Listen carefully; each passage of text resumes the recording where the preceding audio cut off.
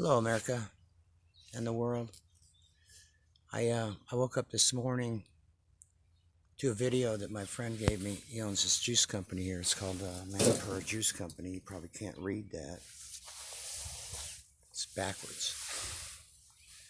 Everything's backwards, I guess, isn't it? All right, so a little talk today. History. White people have history and black people have history. Indian people have history. Native American people have history, in case you missed what I was saying. Most people don't get that history has a lot to do with economics.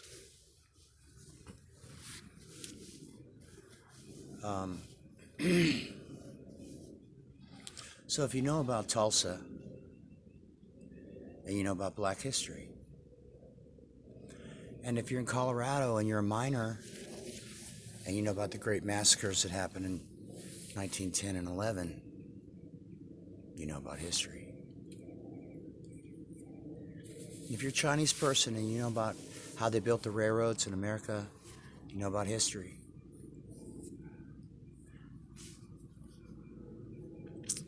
Personally, I knew a woman from Guyana, British Guyana. I lived with her.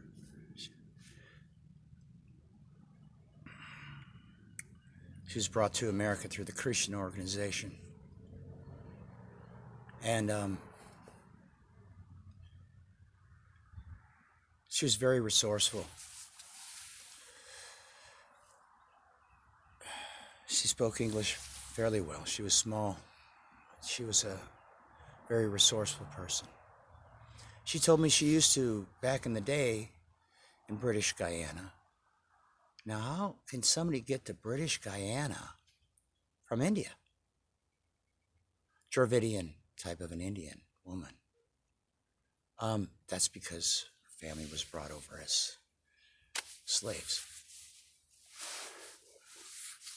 So this African Americans that I know,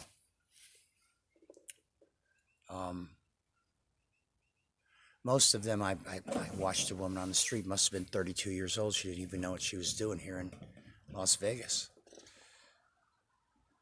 But there was a time when there was this great hope after 1863 that that Africans, W.E.B. Du Bois and others,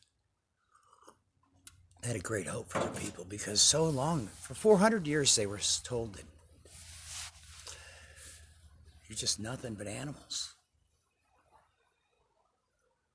So they built this place up called Tulsa. Google this if you want. And it was so successful, black-owned businesses, that the U.S. government bombed it. They bombed it, right? And the miners in Colorado, right? They were working Leadville in that area, and they were company store, slave owned, completely controlled. And what did these elite mining people do? Well, they had the police on their side. They came in one day in the middle of the winter time in a camp that was down below in the what they call the Front Range, and they shot machine guns over their heads and into the camp, forced them to flee. Then they came and burned their camp in the middle of the winter. They killed, oh, I don't know, some women and kids. That wasn't a good thing, because then the people proceeded to kill the police and burn the mines. Native Americans, if you don't know the Native American story, you should. This stuff I learned so long ago. Now young Africans and Native Americans, they're realizing their history. It's economic.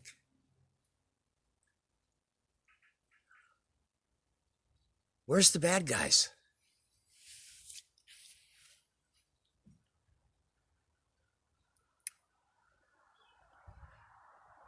The storefront people are pissed off because their windows are being burned, but they pay rent to somebody else.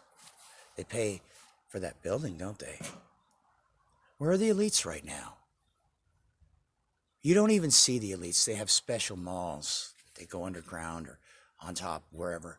Well, I've traveled this nation, and there's these beautiful giant houses way away from the roads, and sometimes you can't even see them. Helicopter pads, no. That's the elites. They would never touch me, and they would never touch you. We're fighting each other, burning everything down. People have good reason to do that. Anthropology is looking at both sides of the equation, maybe 5, 6 sides of the equation. But in the end, it's all economic.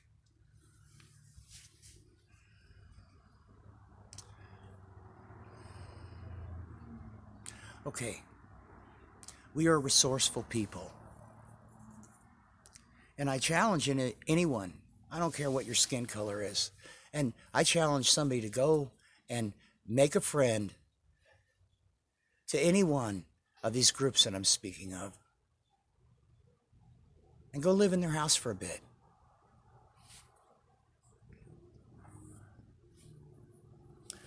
The woman from India was so resourceful that she filled up her backyard with stuff that she thought she needed. A couple of months ago, she just dropped dead. Cancer. This Anglo woman that I know here is so resourceful and thinking ahead. And there's nothing and nowhere to go that she has to fill her house with food. So when they lock you down and they turn off the water because you can't pay the bills, and they won't let you drive your car because it doesn't smog. $250 a day here in sunny Las Vegas for the poor. At 125 degrees in the next month or two, it'll be here. How's that going to work out for someone that's on the street? It doesn't. They die. Wake up. America, this is economic. It's an economic war. And it's not against us within each other. But we are so confused because we're just trying to get our damn supply.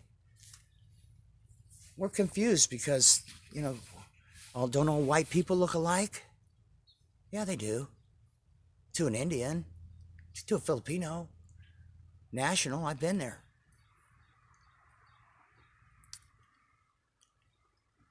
This is a world thing.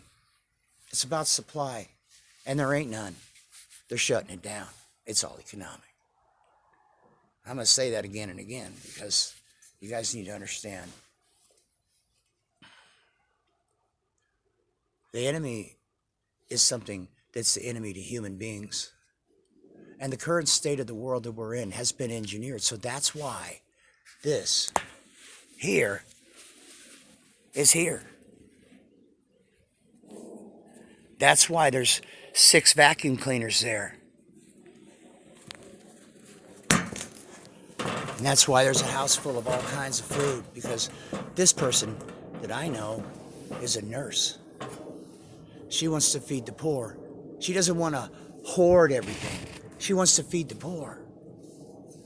She wants to do that. You take a look at someone that's on the street that's poor, you better understand something. That wasn't by fucking choice. Excuse my French. It wasn't by choice. It was economic. You talk about a soldier that's defending his nation, like myself. Why did I do that? Well, I had not such a good time in high school, not such a good time with my family. I joined the Navy because of economics, one of the reasons. And people want to be in gated communities and stay away from the people that don't have anything because they have something, want to hold on to their stuff. What's that about? Don't touch my stuff. It's economics. So when you listen to these leaders, whoever they are, it doesn't matter. I don't have a bone to pick with these morons.